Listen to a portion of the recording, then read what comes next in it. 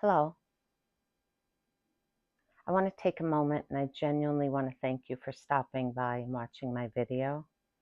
I kind of assume if you're stopping by that you too have suffered great loss, traumatic death, trauma, and I just want to tell you welcome and thank you for stopping by.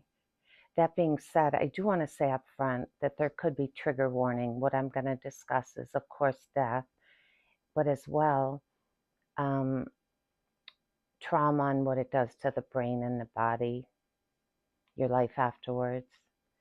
And I just want to put that up front. There will be never any discussion that's graphic or detailed, but I just want to put that up front. And I really, really appreciate you coming here. I've never done anything like this before. In its own way, it's a little traumatizing.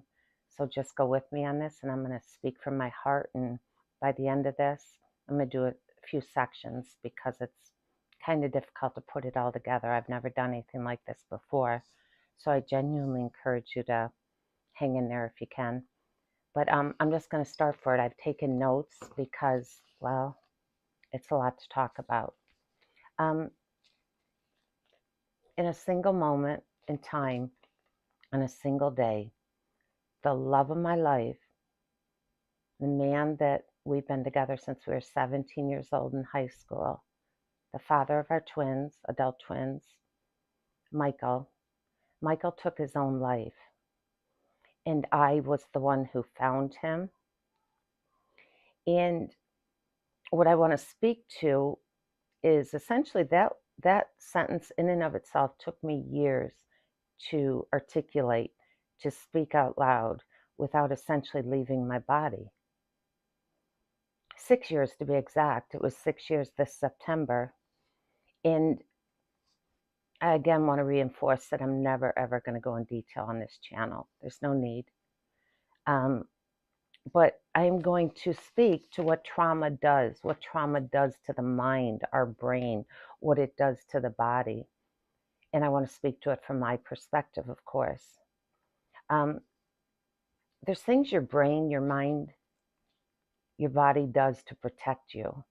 And that's exactly what transpired with me. That split second of mercy that my mind was able to put in front of me. Because what I saw, Michael was sleeping peacefully on our bed. In fact, I reached out to wake him. And that's exactly what my brain did. To this day, after extensive therapy, EMDR, that's still all I see is Michael peacefully sleeping there. And of course, the reality of that came through. To this day, though, I want to point out, I still see nothing but that.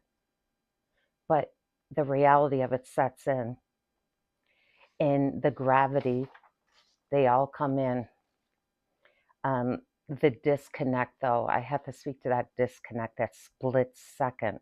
The mercy that my brain gave me, it became one of the biggest clues as to the severity and the depth of my trauma. And that's essentially why I'm starting this channel. I've realized over this past 6 years, there has got to be other people out there like me. And I'm truly inviting you to come on over, come to this channel. It'll be our safe place. People that are like us, a safe place, a comforting place. Because I guess I wish at the time somebody had told me what my brain did was actually rather common with trauma. It's your brain's way of protecting yourself. In a way, it was also my brain's way of protecting my heart. I'm not a therapist. I have no 5-step program out here. I have no magic manifesto prepared. I'm just somebody who went through the unthinkable. And I'm also somebody who has spent years trying to understand the trauma that my brain and my body experienced. And essentially, life afterwards. If you're watching this, I'm pretty safe to assume that you too have been through something like this. something that took the air, the actual air out of your lungs, not returning for a very long time. And I just, again, I want to say again, thank you. Thank you for being here. I know this will mean something to you. Just hang in there with me. It's because of you. It's because of me. It's because of our trauma. That is why I'm starting this channel. Your heartache, your person, they matter. Your pain, it's real. It matters. What you experienced matters. You matter. Your person that you lost matters. I'm going to share with you something that I came across rather recently, and it speaks to this. And when I first read it, you guys, it jumped off the page. It jumped off the page at me. And I hope it has that effect on you, because essentially, you'll know when I read it. And by the way, this was shared from, if you're familiar with Katie Couric, who is a longtime newscaster, and she experienced a great deal of trauma. I think 3 family members in rapid, one after another. And I want this to be the mantra of our page, of this channel. We do not move on from grief. We move forward with it. I want to say that again. We do not move on from grief. We move forward with it. My goal here, my single goal, is building a community of people like myself. People with raw, broken hearts. People who want to feel again. In that single day, in that single moment, everything became before and after. There's no in between. This is my life before, and this is my life after. And that was a huge struggle. I never had the thought of it at the time, but that was the huge struggle. Everything I knew in that single moment just stopped. That day, that actual time, I was launched into a darkness I never thought I'd be able to crawl out of. In that single moment. It's the reason I'm here. It's the reason, the concept and the drive behind starting a mobile food pantry, the magic food bus. It's why it even exists.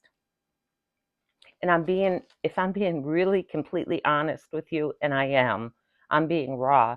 I didn't start this project because I'm strong or I'm a particularly good person. I'm starting this because I needed something to hold on to. Because you see, this bus, this idea, it's really my way of saving myself. It's not a trend. It's not a hobby. It's something I didn't even plan out with spreadsheets or confidence. This is actually me being raw and honest, trying to rebuild my life one step at a time. This is me stepping out of my safety zone. And y'all don't know me, but safety zone is very important to me. It's something that is part of me now. I am outside of my safety zone here, folks. But go with me. I ask you to go with me. I'm reaching out to others. I'm reaching out to people who are suffering, people that have experienced loss, traumatic life events. I'm reaching out to you. You'll know why by the end of this. But the goal of this community is to have a community of like-minded people, people like us, me and you. This channel is going to be part documentary, part blueprint, and part healing journey, a healing journey for all of us. On this channel, I am going to bring you with me in real time. We are going to live excuse me, we are going to build this mobile food pantry, this entire mobile food pantry from scratch, and we're going to build it together. I'm talking everything. I'm talking from the bus itself, the painting, the renovations, the interior, the successes and the failures. I'm talking it all. Every step of the way, we are going to do this together. I want you to know exactly how I'm doing this.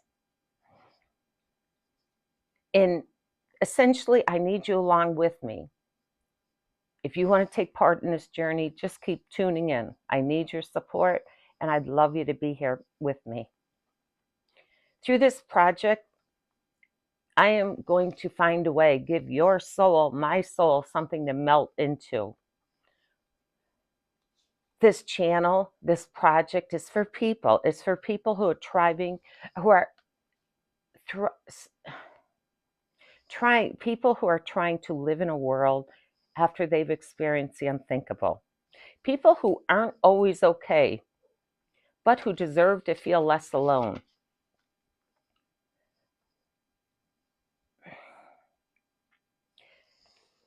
At this juncture, I'm going to change things up a bit, and you'll understand. But I want to talk to you about the experience, or what I refer to as the void. And as you tuned into this channel, you can see the title of the channel is Breaking Through the Void.